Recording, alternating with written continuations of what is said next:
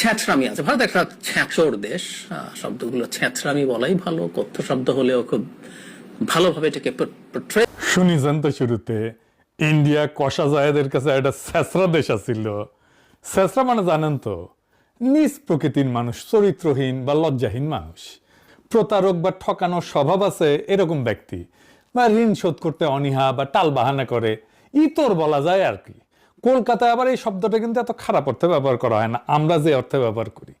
ছেঁচড়া এটা কলকাতার খাবারের নাম, জানেন তো? জানেন না? খাইতে গেলে ভালোই, মাছ আর সবজি দিয়ে একটা রেসিপি আর কি। এডিটে এনা দেখান। অনুষ্ঠান বাড়ির মতো মাছের মাথা দিয়ে ছ্যাঁচড়ার রেসিপি আমাকে অনেকেই রিকোয়েস্ট করেছিলেন, তাই চেষ্টা করেছি একদম সহজ পদ্ধতিতে রেসিপিটা করে দেখানোর। আর আজকে আমাদের রেসিপি অনুষ্ঠান বাড়ির মতো মাছের মাথা দিয়ে ছ্যাঁচড়া। দেখেছেন, সেই ছেঁচড়া দেশ কষা জাহেদরে ঢুকতে দেয় নাই, দিল্লিতে আটকে রেখেছিল, মোটামুটি অপমান করে বসায় রেখেছিল। এখন কথা হইতেছে, কেন তারে এইভাবে বসায় রাখলো, অপমান করলো, কেনই বা তারে ঢুকতে দিল না? আসলে কি হয়েছে সেটা তো আর আমাদের জানার কথা না, কিন্তু আমি যে কাহিনী কব সেটা মিলাই দেখবেন, মিলে কিনা। মিলে যাবে দেখবেন। আসেন আমরা একসাথে সেটা আবিষ্কার করি, কষা জাহেদরে কেন দিল্লিতে আটকে রাখা হইল।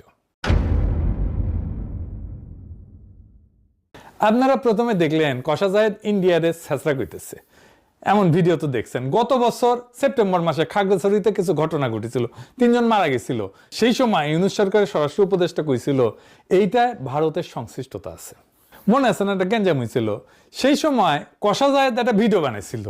ওই টাইমে তো দিনে 2-3টে করে ভিডিও বানাইতো। ওই কইছিল সে ভিডিওতে, স্বরাষ্ট্র উপদেষ্টা বলছেন যে এখানে ভারত এবং ফ্যাসিস্টের দোসরেরা জড়িত আছে। আমি মনে করি ওই কষা জাহেদ করছে, আমি মনে করি থাকতেই পারে। বাংলাদেশে যেখানে কোনো একটা কেওয়াস বা বিশৃঙ্খলা তৈরির সম্ভাবনা আছে, সেখানে আওয়ামী লীগ এবং তার টাকা কাজ করবে, সেখানেই ভারত কাজ করবে। এটা নিয়ে আমার ন্যূনতম কোনো দ্বিধার কিছু নাই। কষা জাহেদ নিজে কইছিল। আরো কইছিল, পাহাড়ে বা আমাদের দেশে আগে যখন ইনসার্জেন্সি বিদ্রোহ ছিল, তখন ভারত প্রত্যক্ষভাবে তাদের মদত দিছে। এগুলো আমাদের জানা তথ্য। সুতরাং ভারত এখনকার প্রেক্ষাপটে বাংলাদেশকে চাপে রাখার জন্য এমন কিছু করবে না, এটা আমি মনে করি না। করতেই পারে, কিন্তু সরকারের এই কাজগুলো অনেক আগে থেকে বুঝে প্রিএমটিভ স্টেপস নেওয়ার দরকার ছিল। ঘটনা ঘটার পরেও এমনভাবে পরিস্থিতি নিয়ন্ত্রণে নেওয়া দরকার ছিল যাতে অন্তত জানমালের ক্ষয়ক্ষতি না হয়। আমরা মর্মান্তিকভাবে 3 জন মানুষ মারা যেতে দেখলাম, সেই ঘটনাগুলো যেন না ঘটে। এই কথাই কইছিল, আমার কথা বিশ্বাস করার দরকার নাই, তার নিজের মুখে শোনেন। এইটা সে দেখান। আমরা স্বরাষ্ট্র উপদেষ্টাকে কথা বলতে দেখলাম, তিনি বলছেন যে এটার সাথে ভারত এবং ফ্যাসিস্টের দোসররা জড়িত আছে। আমি মনে করি থাকতেই পারে। বাংলাদেশে যেখানে যেখানে কোনো একটা কেওস তৈরির সম্ভাবনা আছে এবং এই কেওসটাকে আরও বেশি খারাপ করে তোলার সম্ভাবনা আছে, সেখানেই আওয়ামী লীগ এবং তার টাকা কাজ করবে, সেখানেই ভারত কাজ করবে। এটা নিয়ে আমার কোনো ন্যূনতম কোনো দ্বিধার কিছু নেই। আর পাহাড়ে আমাদের জানা তথ্য। সুতরাং ভারত এখনকার প্রেক্ষাপটে বাংলাদেশকে চাপে রাখার জন্য এমন কিছু করবে না, এটা আমি মনে করি না। করতেই পারে। শুনিছেন? আচ্ছা বলেন তো, ইন্ডিয়া কখনো কইছে যে আমরা খাগড়াছড়িতে আগুন জ্বালায় রাখবো, গ্যাঞ্জাম করবো? কইছে? কয় নাই। তাও কষা জাহেদ কইতেছে ইন্ডিয়া এটা করতেই পারে। ইন্ডিয়া কয় নাই, তারপরেও কইতেছে ইন্ডিয়া এটা করতেই পারে। তারপরে সে উপদেষ্টা হইল, পশ্চিমবঙ্গে নির্বাচন হইল, শুভেন্দুর ঘোষিত নির্বাচনী ইশতেহারে 1 কোটি বাংলাদেশি মুসলমানকে তাড়ানোর পরিকল্পনা দেওয়া হইলো। সে নির্বাচনের আগে পারফরমেন্স করে দেখাইলো কেমনে বাংলাদেশিদের দাওয়া দেবে। ধর ধর বাংলাদেশি ধর। এডিটে সাহেব দেখান আর একবার।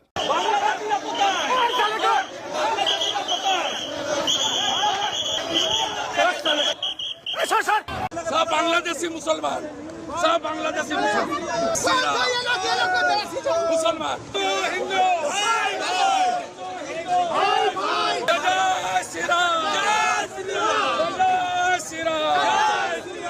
দেখেছেন না? এটা তারা ডিটেনশন সেন্টার বানাইলো, সেখানে সে ডিটেনশন সেন্টার অনেককে আটকে রাখলো, সেখান থেকে নানা পয়েন্ট দিয়ে বাংলাদেশে পুশিনের চেষ্টা করলো, অনেকগুলো পয়েন্ট দিয়ে রাত্রেবেলা করে। আমাদের বিজিবি ঠেকাইলো গ্রামবাসীর সহায়তায়। অনেক পরিবার নোম্যান্স ল্যান্ডে অবর্ণনীয় কষ্টে দিনের পর দিন কাটাইলো, আমরা দেখছি না। শুভেন্দু দাবি করলো 5000 পুশব্যাক করেছে, এর মধ্যেই কোনটিতে ঢুকিছে কে জানে। আর এই কষা জাহেদ কইলো ইন্ডিয়া ইচ্ছা করে না এটা। ঠিক একই সময় আসলো ইন্ডিয়ার নতুন হাই কমিশনার।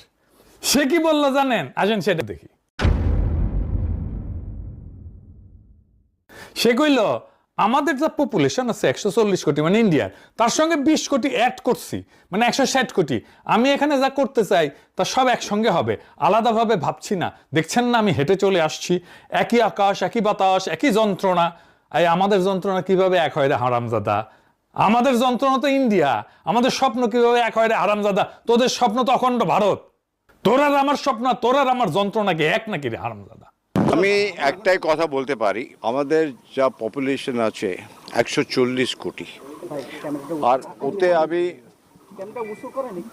20 কোটি অ্যাড করে দিই, তাহলে 160। আমি যা এখানটা করতে চাই ওইটা 140 নয়, 60 অ্যাডেড, এখান থেকে 20 অ্যাড করে দিচ্ছি, তাহলে যা হবে একসঙ্গে হবে, বুঝেছো? আলাদাভাবে আমি ভাবছি না, আমার মনে ওইটা ঢুকছেই না। দেখুন তো, হেঁটে চলে এলাম, মনে হচ্ছে না যে আমি বাংলাদেশে এসেছি। ওইটা দেখতে হলো, তাকে বললো হ্যাঁ আপনি বাংলাদেশের বর্ডারে, এমনি মনেই হচ্ছে না। সবসময় আমি বলি একই আকাশ, একই বাতাস, একই যন্ত্রণা। তাহলে আমরা মিলে মিশে ভিসার সব বললে আমার সব মাথায় আছে, একটা খালি বলে যায় সবাই খুশি হবে, ওই কাজটা করবো। আবার দেখেন এক সাংবাদিক, বাংলাদেশের সাংবাদিক কি কয় দেখেন, কয় আমরা ছোট রাষ্ট্র, আপনারা আমাদের পাশে বৃহৎ শক্তি, আপনারা আমাদেরকে লালন পালন করবেন। শুনেন, আমরা ছোট্ট রাষ্ট্র, আপনারা আমাদের পাশে বৃহৎ শক্তি, আপনারা আমাদেরকে লালন পালন করবেন, আপনারা আমাদেরকে লালন পালন, আপনারা আমাদেরকে লালন পালন, আপনারা আমাদেরকে লালন পালন করবেন। শুনেছেন? কোনো রাগঢাক নাই, সরাসরি প্রকাশ্যে গোলামের মতো করে মনিবের উদ্দেশ্যে বলল আপনারা আমাদেরকে লালন পালন করবেন। ওই সাংবাদিকের নাম জানেন? হ্যাঁ, ওর নাম হইতেছে বকুল মাহবুব। উঠে যেটি পাবেন না ঠ্যাং ভেঙে দেবেন, টেংরি ভেঙে দেবেন। হারামজাদা ইন্ডিয়ার দালাল। ওই বাংলাদেশ প্রতিদিনে কাজ করত, তারপরে নিউজ 24-এ কাজ করত বেনাপোল প্রতিনিধি হিসাবে, আবার বেনাপোল প্রেস ক্লাবের সাধারণ সম্পাদক হিসেবে দায়িত্ব পালন করছে। কিরকম হারামজাদা, কিরকম ইন্ডিয়ার দালাল দেখেছেন? বসে আছে কেমন করে প্রভুর নিউজ চেপে গেল, দেখেছেন? কি বাজে কথা কইলো, বাংলাদেশকে সে খেয়ে নিতে চায়, বাংলাদেশকে একসাথে করে নিতে চায়। পররাষ্ট্র মন্ত্রণালয় কোনো প্রতিবাদ জানাইছে? বলে নাই। আমাদের ইন্ডিয়ার মধ্যে ঢুকায় নেওয়ার কথা কওয়া হইলো, কেউ কিছু কইতেছে না, কারো কোনো স্যাদব্যাদ নাই। কাশ্মীর বানায় দেওয়ার একটা প্ল্যান নিয়ে আগাইতেছে তারা। এর মধ্যে রংপুরে রামমূর্তি নিয়ে কি গ্যাঞ্জাম লাগিয়েছে না? ইন্ডিয়ার গোয়েন্দা সংস্থার কানেকশন তো পাওয়া গেছে এখন, দেখেছেন তো? আমি একটা ভিডিও করেছিলাম, সেটাও তো দেখেছেন। এডিটর সাহেব দেখে দেন, দেখেছেন? আমি শুরু করেছিলাম, তারপর এখন কোথায় যায় লাগিয়েছে এটা। সেইখানে এরকম একটা বিপজ্জনক পরিস্থিতিতে ইন্ডিয়ার একজন বিশ্বস্ত স্পোকসম্যান দরকার বাংলাদেশের মধ্যে। কেমনে পাবে? ইন্ডিয়ার মেলা স্পোকসম্যান আছে, পুন্দের আলো, দিল্লি স্টার, এগুলো সেগুলো আছেই তো, কিন্তু পলিটিশিয়ানদের মধ্যে, সরকারের মধ্যে বুড়া কিছু আছে, যেমন ধরেন শিলং সালাউদ্দিন আছে, আমির খসরু আছে, মির্জা ফখরুল আছে, বা মেজর হাফিজ আছে, গয়েশ্বর আছে। এ তো বলবে না, রিস্ক আছে। এই প্রো ইন্ডিয়ান কথা কবে কষা জাহেদকে দিয়া, সে ইন্ডিয়া ইচ্ছা করে পুশিং করতেছে না, এইটা বলে যে পয়েন্ট হারাইছিল, যে গালি খাইছিল, সেটা গেইন করার জন্য এই নাটকটা করা হইলো দিল্লিতে। এটা পুরা দল যাইতেছিল, সে ছিল দল নেতা, তার দলের প্রায় 20 জনের মতো সবাই ঢুকে গেল ইন্ডিয়াতে, সবাই ঢুকতে দিল, আর ঢুকতে দিল না তারে। সে রাগ করে দেশে প্রেস্টিজ বাঁচানোর জন্য চলে আসলো, আর চারিদিকে ধন্য ধন্য পড়ে গেল, ধন্য ধন্য বলি সবে। সাবেক চিফ প্রসিকিউটর তাজুল ইসলাম পর্যন্ত কইছে জায়েদকে দিল্লিতে ঢুকতে না দেওয়াটা সার্বভৌমত্বের উপরে আঘাত। আমাদের দেশের একজন উপদেষ্টাকে সকল ডিপ্লোম্যাটিক চ্যানেলে জানিয়ে দেওয়ার পরেও তার সাথে যে অসৌজন্যতা করা হয়েছে, এটা আমাদের সার্বভৌমত্বকে চ্যালেঞ্জ করার শামিল। শুনেছেন? এনসিপিরা দলে দলে স্ট্যাটাস মারতে থাকলো কষা জায়েদের পক্ষে। দেশের অপমান হয়েছে। কষা জায়েদ মানে দেশ নাকি রে? জামাত দিছে কিনা জানি না, দিতেও পারে। বাংলাদেশের পলিটিশিয়ান হইতে হইলে তার উন্নত মানের বেকুব হইতে হয়। বেকুব না হইলে ইন্ডিয়া বাংলাদেশে এরকম রাজধানী চালিতে পারে দিনের পর দিন, এতদিন ধরিয়া। ব্যাস তারপরে এখন কষা জায়েদ এখন অ্যান্টি ইন্ডিয়ান সিপা সালার হয়ে গেল। নিজের কাণ্ডজ্ঞান দিয়া বলেন তো সে যাবে? এটা কূটনৈতিক চ্যানেলে জ্বালানো হয়েছে, সে নিজেই বলছে। শোনেন, আমার তো একটা ডেলিগেটকে লিড করছে, আমার সাথে আরো মানুষজন ছিলেন, তারা তাদের ইমিগ্রেশন পার করে চলে গেলেন। আমার ইমিগ্রেশন যখন শুরু হলো, আমি মুহূর্তে বুঝতে পারলাম তারা দেরি করছেন, তাদের সময় লাগছে। আমাদের হাই কমিশনার প্রথম থেকে আমার সাথে ওখানে ছিলেন, পুরো সময়টা হাই কমিশনার পাশে ছিলেন। তিনি তার জায়গা থেকে সলভ করার চেষ্টা করেছেন, বিভিন্ন জায়গায় ফোন করে। এই রাষ্ট্রের, আমি আবারও বলছি, ব্যক্তি না, আমি এই রাষ্ট্রের একটা পদে আছি, সেই পদের প্রতি যে সৌজন্য সেটা ল্যাক করেছে বলে আমার মনে হয়েছে।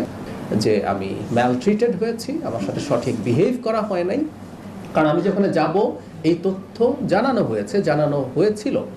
শুনেছেন, হাই কমিশনার নিজে উপস্থিত আছে এয়ারপোর্টে, ওর নামে নাকি কালো তালিকা হয়েছিল কি না কে জানে, কিন্তু ইন্ডিয়ান মিডিয়া নিজেই বলতেছে সেই কালো তালিকা থেকে বাদ দেওয়া হয়েছে তার নাম। তাহলে তারা আটকাবে কেন? কোনো কারণ আছে? তাহলে এটা নাটক না? এখন এসে বলতেছে ভারতের সাথে আমরা সম্পৃক্ত হইতেছে। আর একটা জিনিস চিন্তা করে দেখেন, ভারতের সাথে আমরা সম্পৃক্ত হইতেছে, এই কথাটা যদি কষা যায় 2 দিন আগে কইতো, গালি খায়া লম্বা হয়ে যাইতো একেবারে। এখন খুব স্বাভাবিকভাবে কইতে পারলো, কোনো প্রতিবাদ হইল না। পারলো কারণ ওই নাটকটা করে আসিছে। কইতেছে কি, ভারতের সঙ্গে আমরা এনগেজ করতে চাই, আমাদের সমমর্যাদার ভিত্তিতে আমরা ব্যবসা বাণিজ্য সহ আরো অনেক কিছুতে আমাদের উন্নতি করার সুযোগ আছে। আমরা যে জায়গায় ছিলাম সেখান থেকে তো আমরা নেমেও আসছি। ইন্টারিমের সময় সম্পর্কটা যথেষ্ট খারাপ পর্যায়ে গেছে, সেগুলো সরাই রেখে আমরা এনগেজ করতে চাই, ব্যবসা বাণিজ্য করতে চাই। আমাদের এক্সচেঞ্জ নানা ফর্মে হইতে পারে। ওই ব্যবসা বুঝে, কত ব্যবসা বুঝে। তা আমাদের হাই কমিশনগুলো এনগেজ করতেছে না, ওখানে আছে না হাই কমিশন, আমাদের পররাষ্ট্র মন্ত্রণালয় আছে না, ওরা এনগেজ হইতেছে না। ওই এটা শিক্ষি মন্ত্রী পদমর্যাদার একটা উপদেষ্টা, যার আসলে কোনো কাম নাই, কোনো কাজ নাই, কিন্তু কোনো নির্বাহী ক্ষমতা নাই। সে কি এনগেজ হবে ইন্ডিয়ার সাথে? ওই বুঝে এনগেজ হওয়া কি? ওই ব্যবসা বাণিজ্য বুঝে, ব্যবসা বাণিজ্য করার জন্য এনগেজ হইতে হয়। ওই বেকুব জানেও না যে দুইটা সরকার খুব স্ট্র্যাটেজিক ব্যবসায় যুক্ত হয়, যেমন অস্ত্র, সামরিক সহায়তা, নজরদারির যন্ত্র, প্লেন, হেলিকপ্টার, এনার্জি, এই সমস্ত জায়গায়। বাকি ব্যবসা কি সরকারের উপরে নির্ভর করে বসে থাকে নাকি? রে বেকুব, রে বালসিয়ন। চাল ডাল আটা তরকারি মশলা এগুলো কি সরকারের উপরে নির্ভর করে? যেখান থেকে কম পাবে সেখান থেকে ব্যবসায়ীরা কিনে আনবে। হাসিনার আমলে তো অবাধ বাণিজ্য চলিছে না ইন্ডিয়ার বাংলাদেশ, আমরা কি এক্সপোর্ট করতে পারছি ইন্ডিয়া? উল্টে আমাদের ইকোনমিকে মানসিকভাবে পঙ্গু করে ফেলা হয়েছিল। আমরা আমাদের চাহিদার চাইতে বেশি পেঁয়াজ উৎপাদন করি, তাও বাংলাদেশের মানুষ মনে করতো ইন্ডিয়ান পেঁয়াজ ছাড়া আমাদের রান্না হবে না, আমাদের রান্নাঘর বন্ধ হয়ে যাবে। ইন্ডিয়ার সাথে আমরা ব্যবসা করি নাই, ওদের জিনিস টাকা দিয়ে কিনলেই হয় না, তো ওদের টাকা দিয়ে কেনা হবে, তারপরে আমাদের কৃতজ্ঞ থাকতে হবে ইন্ডিয়ার উপরে। ইন্ডিয়া কতগুলো কারখানা করছে বাংলাদেশে, আমরা কয়টা কারখানা করতে পারছি ইন্ডিয়াতে? একটাও না। ইন্ডিয়ান ডাক্তার এসে দেদারসে প্র্যাকটিস করে গেছে না বাংলাদেশে, শহরে শহরে গিয়া। ইন্ডিয়ান ফার্মাসিউটিক্যাল কোম্পানি বাংলাদেশে কারখানা করছে না, সান ফার্মা কারখানা করছে না, প্রচুর ব্যবসা করতেছে না। আমরা কি করছি? আমরা কি কারখানা করতে পারছি ইন্ডিয়াতে? কি এক্সপোর্ট করি আমরা ইন্ডিয়াতে? কোন পণ্য আসবে না বাংলাদেশে ইন্ডিয়ার, বিকল্প পণ্য খুঁজে আনবো, বেশি দাম হইলেও আনবো। আর কষা জাহিদকে কেন দায়িত্ব নিতে হয়েছে? ওরা কে দায়িত্ব দিছে? ওই কোন আসছে? ওই কোন হরিদাস পাল এসছে? হাসিনার মতো একেবারে ইন্ডিয়া পেটে দেবো। ফুন্দের আলো আর দিল্লি স্টারে গিয়ে আবার কান্নাকাটি করে এই কষা জাহেদ। মানে বুঝেছেন তো, সব ইন্ডিয়ান রসুনের কিন্তু ফুন্দের আলো আর দিল্লি স্টার। উটি যে যাবি, সে যে জামাত হোক, এনসিপি হোক, বিএনপি হোক, যেই হোক, মনে রাখবেন ওই লোকের, ওই পলিটিশিয়ানের টিকি বান্ধা আছে ইন্ডিয়ার কাছে। খেয়াল রাখবেন কে যাচ্ছে ফুন্দের আলো আর দিল্লি স্টারে, তারা কখনো বিশ্বাস করবেন না, যেই দলের হোক না কেন, যত বড় নেতা হোক না কেন। এবার আসেন এই ত্রিবেদী বাবুরে নিয়ে কথা বলি। ত্রিবেদী হইতেছে দয়াল বাবা, ওর শখ হইছে কলা খাবি বাংলাদেশের, তো গাছ লেগে খা। দয়াল বাবা কলা খাবা, গাছ লাগায় খাও, পরের গাছে পানে কেন মিটমিটায় চাও রে বাবা। তোমার কলা তো ছোলা না, বাংলাদেশে পাবলিক কলে চুলে দিবে তোমার কলা। আবার কইতে পারো এত বেশি চুললা কেন, এবার বুঝে দাও। আমার হয়েছে যন্ত্রণা, এই যে বইটা দেখেছেন, এই বইটা এই যে ইনশাল্লাহ বাংলাদেশ, বাংলাদেশের বর্ষা বিপ্লব নিয়ে লিখিছে ইন্ডিয়ান এক সাংবাদিক, রয়ের প্রজেক্ট। এইটা আমার নিয়ে একটা চ্যাপ্টার লিখেছে, যে দেখেন আবার ফটো দিছে, দেখেছেন? হ্যাঁ, পুরা একটা চ্যাপ্টার লিখেছে, নিয়ে আবার ডাকটাক দিয়ে রেখেছি এগুলো আমার নিয়ে কি কি লিখেছে এর মধ্যে, দেখেছে? তো এটার মধ্যে লিখেছে যে আমি নাকি কোন এক ভিডিওত কইছি যে মোদিকে আমি মুসলমানি করাইতে চাইছি, কোন এক ভিডিওত কইছি, কেমন খুঁটে খুঁটে দেখে বাংলাদেশের কলা দেখা মিটমিটে আছে, কলা ছুলে দেবো মাইন্ড ইট। লিখেছু ভালো হয়েছে, যা লেখ, আরো 10টা বই ছাপা, আমার নামে 10টা বই, যা খুশি লেখ এটার মধ্যে, যা করে নিস আমার, যা। আর বাংলাদেশের দিকে চাইয়া, বাংলাদেশের কলা দেখা মিটমিটে চাইলে কলা একেবারে ছুলে দেবো মাইন্ড ইট। ইনকিলাব জিন্দাবাদ।